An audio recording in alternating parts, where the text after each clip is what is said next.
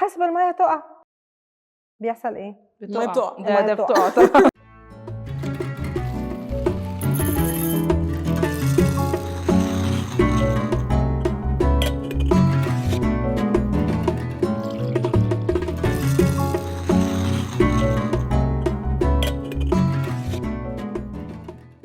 صباح الخير، حلقة جديدة من برود شاتس مع آلاء ونورة. احنا الحلقة اللي فاتت اتكلمنا على ازاي نحط علاقة كويسة بيننا وبين ربنا، وازاي نعمل فيجن واضحة نقدر منها نبقى ماشيين زي ما بيقولوا على الصراط المستقيم، او نحاول نبقى ماشيين على الصراط المستقيم as much as possible يعني. فاحنا دلوقتي عايزين نشوف بقى نعمل ايه مع الناس اللي تحتينا، لان احنا طلعنا ما بنحطش رؤية اصلا، احنا كناش بنحط حاجة قبل كده. فازاي بقى اعمل ده مع اللي جاي بعد كده؟ طيب حلو قوي. برضو يعني هقول لكم دايما ان انتوا بتجروا شكل الصراط المستقيم ده قصه تانية. ماشي، يعني أوكي. نمشي صح، شبه صح. برضو بتجري شكل تاني. طب اعمل ايه؟ يعني سيبيها تقولي غلط. الصراط المستقيم نمشي صح. يعني ايه صح؟ هرجعك تاني. ايه صح؟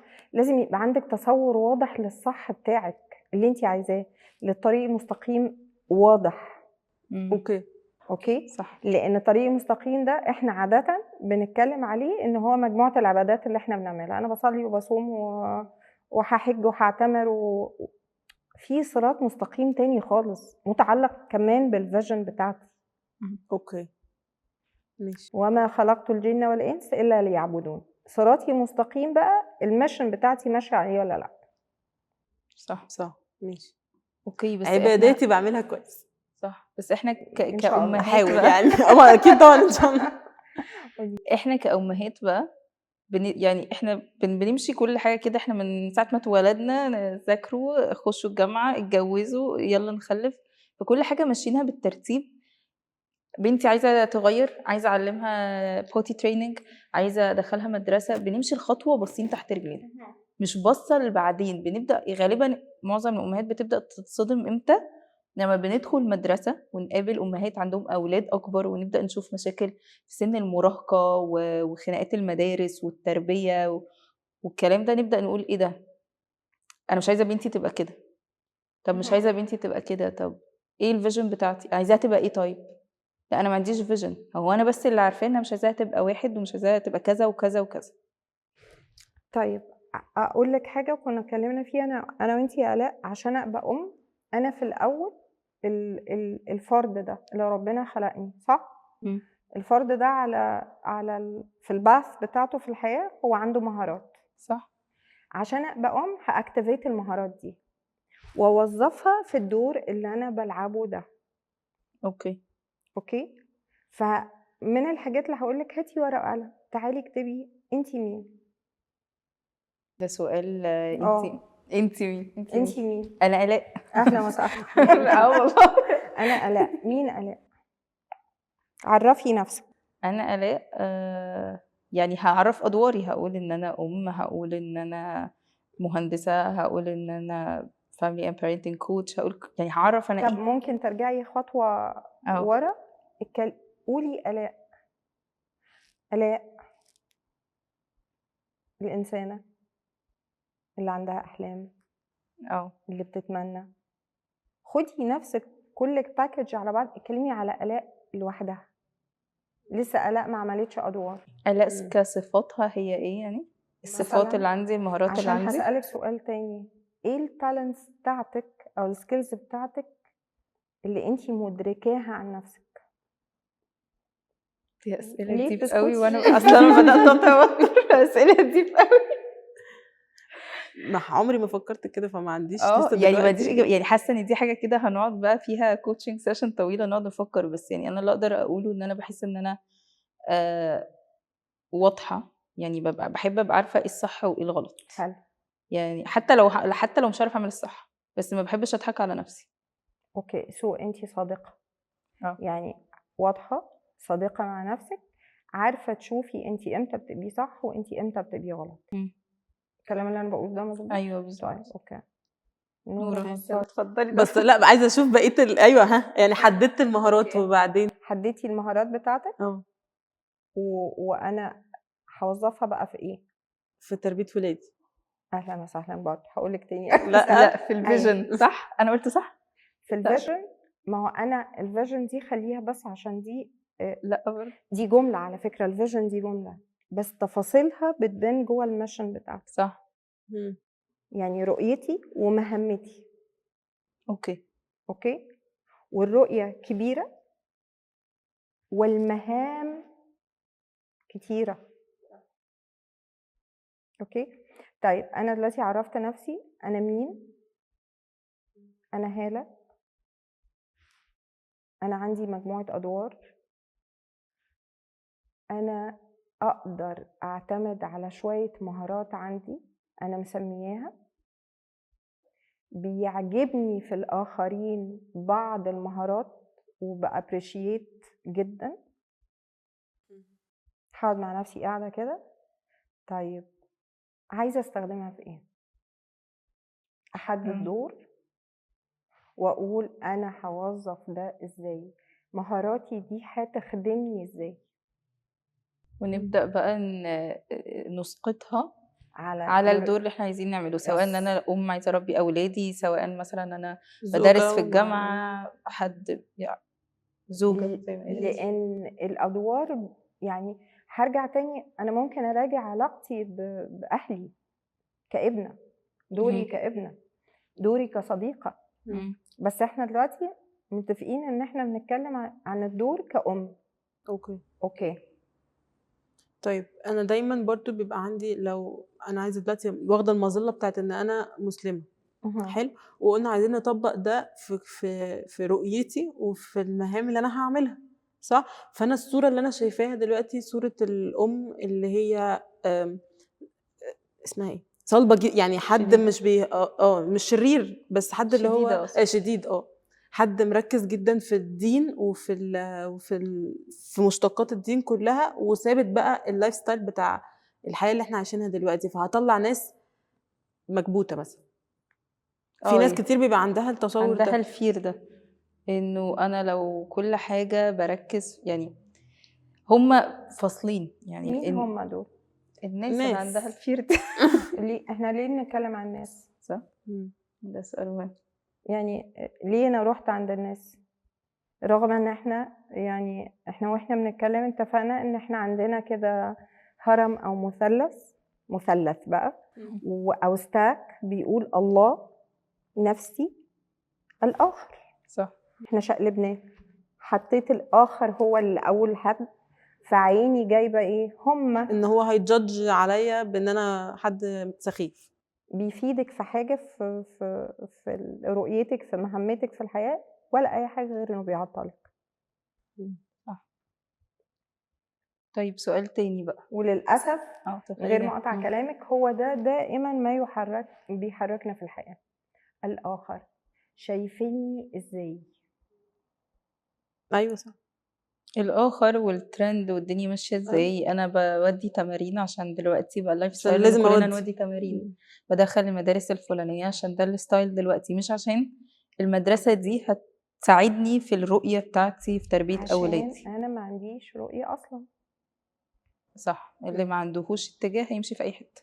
بس طيب أرجع أقول برضو إن إحنا عندنا المفروض بقى، أنا كده بعد ما اتعلمنا صح إن دي ميشنز، عندنا ميشنز مختلفة في حتت مختلفة. يعني أنا عندي ميشن معينة في المدرسة والتعليم، عندي ميشن معينة في التمارين، عندي ميشن. دول بقى مش بيلتقوا، بيتعارضوا مع بعض. يعني أنا دايما ممكن مثلا أروح أمرن لعبة معينة وبنتي تحبها وتكمل فيها وتكبر فيها، هاجي at some point أقول لها بقى لا، إحنا نوقف اللعبة دي عشان مش هتنفع مع الستايل بتاعنا. لا انتي لما تكبري مثلا هتتحجبي فهنوقف اللعبة دي. طب تعالي ناخد كي ووردز كده ونثبتها معانا في المناقشه، لان وانتي بتكلميني بعد خبرتي كأم في السنين الطويله مع اولادي، اولا مفيش، يعني عشان نتفق، مفيش عصايه سحريه وكله قابل للتجربه والصح والخطا. فدي حاجه عايزين نثبتها معانا، وعايزين نثبت حاجه مهمه جدا جدا، قول الرسول عليه الصلاه والسلام سددوا وقاربوا، لان دي مهمه. وبعدين تعالي نقول ان كل المهام اللي في الحياه اللي انا بقوم بيها تحت مظله ايه؟ انا مسلم. أنا مسلم، أنا عابد لله عز وجل، أنا عبد مش عابد كمان، أنا عبد. فالعبد دي العبودية دي هي الرؤية، فأنا عبد، فدي الرؤية بتاعتي. خلاص. طيب الميشنز بتتعدد. اوكي.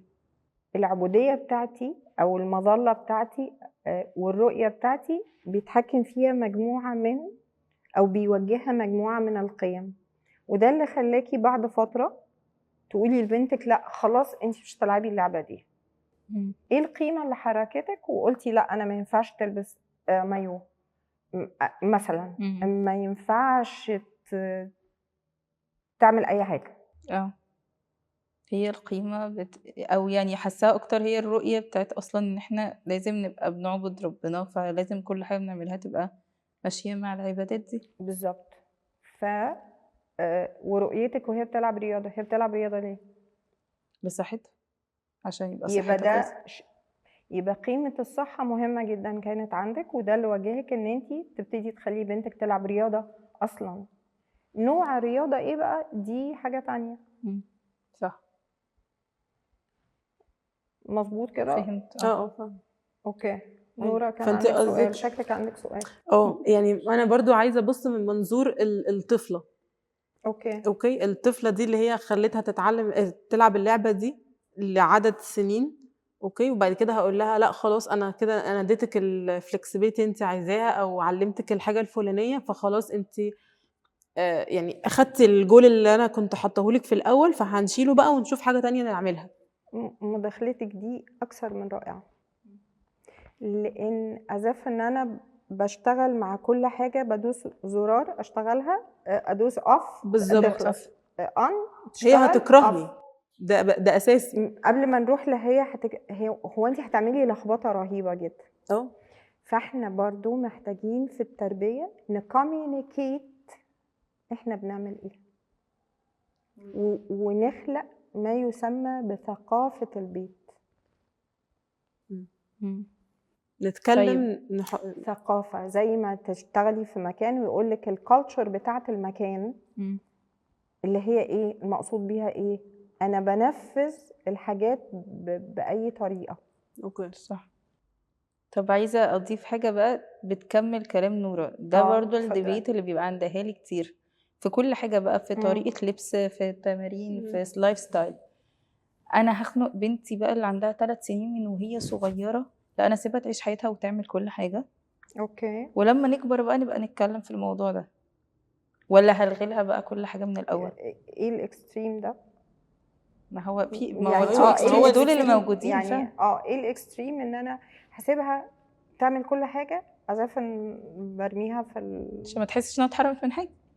شيء طبيعي ان الطفل ال3 سنين ده عنده مسموحات لانه مش مكلف، انما ودنه بتسمع ايه اللغه اللي بيسمعها. زي ما فاكره ما اتكلمنا على في الحلقه الاولانيه عن الصلاه، وان هي تشوفني بصلي ما سيبهاش. فما بتشوفني انا بلبس ايه، انا بتعامل ازاي، انا بتكلم ازاي. عشان كده اولادنا بياخدوا المفردات الفوكابس حتى اللي احنا بنستخدمها تلاقيها جوه طريقتهم في الكلام. فانا رول موديل بتاعها اللي جوه البيت اللي بيتكلم، فبيقع على مسامعها مفردات، فتبتدي تتكلم زيي، تبتدي تفكر زيي، لغايه سن معين يبتدي يكون تجربه بتاعته هو. صح. ويكون عندي، ومن الحاجات اللي حابه اضيفها انه بنغفل عنها كاهالي، يعني ان الطفل ليه تجربه خاصه بيه. صح. بمجرد دخوله وتعرضه للمجتمع بيدخل في عالم تاني، مدرسه، صحاب، بيشوف حاجات تانية، بيجي سن وهو يبقى ليه تجربته بتاعته، ما بيبقاش احنا دايما باصين له ان هو البوبت بتاعتنا اللي بنعمل حاجات، يعني بنعمل من خلاله الحاجات اللي احنا عايزينها، احقق احلامي فيه. بقى دي مشكله تانية دايما بنبقى بنعملها كده. العصايه السحريه بقى لو افهمي، يعني هي فكره الاويرنس بالحاجات دي. اقف مع نفسي، هو انا ليه يعني انا مثلا خدت الحته دي في اول ما اولادي يتجوزوا وبقى عندي احفاد وبتاع، هما اللي سايقين دلوقتي مش انا اللي سايقه، فليهم طريقه تربيه مختلفه عن طريقه تربيتي. لان هو عنده تجربه تانية مختلفه، مش تجربتي. صح. تجربتي جزء من تجربته، بس هو عنده تجربه تانية، ودي قصه بقى نتكلم فيها بعدين. بالظبط.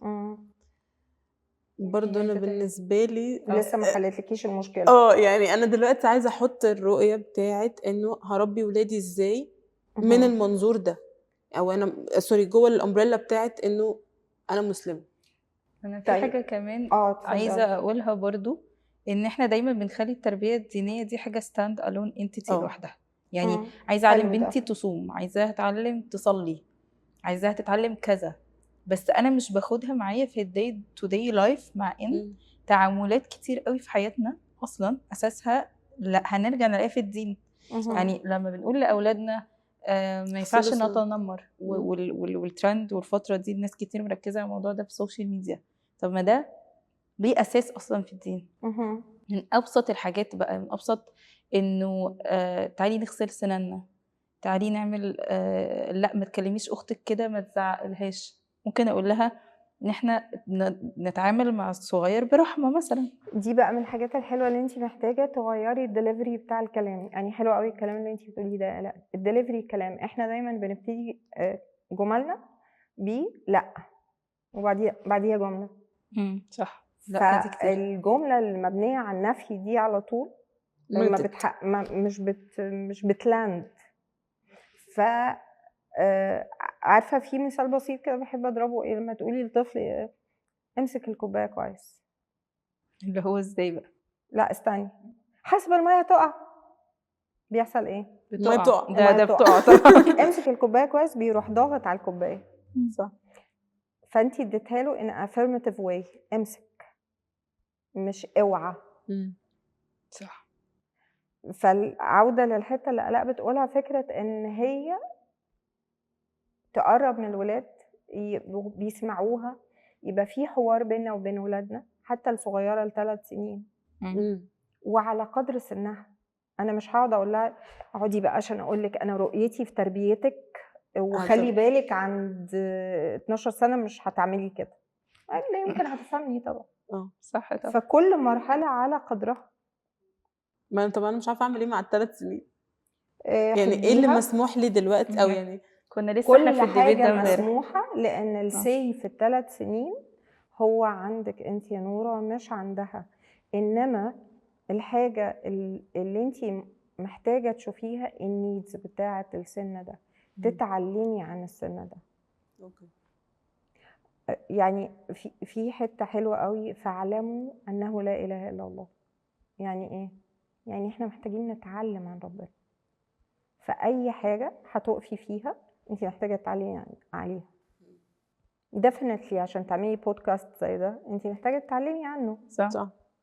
انا سامعاكم في بتتكلموا على حاجات، ولما اكدت يعني انا ما عنديش الاكسبيرينس دي، ما عنديش التعلم ده.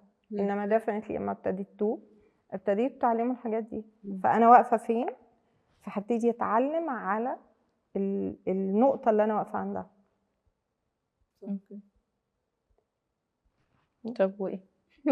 نعمل ايه بقى؟ نبدا ازاي؟ طب احنا كنا بنتكلم لسه في الموضوع ده انا ونور امبارح. يعني فكره اصلا ان احنا نتكلم مع اولادنا كمان عن ربنا وعن الدين ده من امتى؟ لان دي برضو ناس كتير بتبدا تفتكر الحاجات دي لما نبدا نقول بقى يلا هنبدا نعلمهم الصلاه عشان قربوا يبقوا 7 سنين. طب من هم 3 سنين، من هم 2 سنين، احنا ما علمتهمش صلاه ليه؟ ما كلمتهمش اصلا عن ربنا كفايه. لانه حلو برضو ده، ان انت لازم ربنا يبقى في كلماتك. يعني كلامك عن ربنا هو في كل حاجه، بتريليتي كل حاجه ربنا. بناكل فبنقول الدعاء، الاذكار، ابتدي ادخل اذكار وانا داخل التويلت، وانا هاكل، وانا هنام، وانا بلبس حاجه جديده، وانا بشوف حاجه حلوه. ودي من اول حاجات بنقدمها للاطفال في السن الصغير ده. نبتدي نتكلم على ربنا من خلال الاذكار. من اوائل الحاجات اللي بنقدمها للطفل ل3 سنين ان ربنا سبحانه وتعالى يتودد الي بالنعم. الرزق. فربنا كل النعم، لان النفس جبلت انها تحب اللي بيديها، بيعطيها. وبيحصل لبس عند الأطفال برضه، عشان ما هندخل في حتة بابا جاب ده، طب ربنا رزق، طب هو رزق بابا، طب وهكذا. يعني في جوه بقى تفاصيل تانية، كل حاجة في وقتها تتكلمي عليها، بس تبتدي تتكلمي على الأطفال وتعرضيهم لده. نكبر شوية، انت محتاج تفكر ده بيرضي ربنا ولا لا. احرر مفهوم الطاعة والمعصية. كلمة الوحش اللي احنا بنستخدمها في كل حاجة كده دي صح. برضو بتعمل مشاكل عند الولاد. الوحش بيروح النار، على فكرة كلنا وحشين عادي. كلنا هنروح النار؟ لا.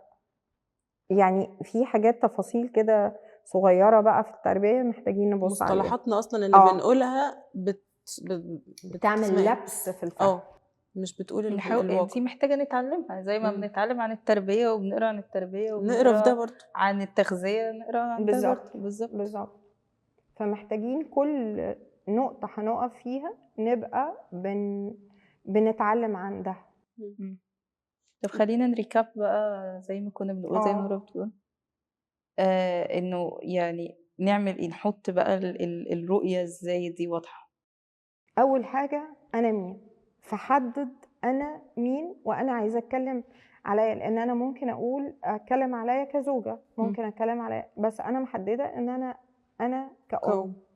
عشان اكون ام لازم الام وظيفتها انها بتعلم مهارات، لان في جزء خاص بالعناية، باكل وبشرب وبحافظ على النظافة وبعلم اتيكيت في بقى جزء خاص بالمهارات الحياتية. اهم مهارة اعلمها لاولادي ازاي وانا مش موجود يتصرف، يحل مشاكله، مش النتيجة، ازاي يسعى.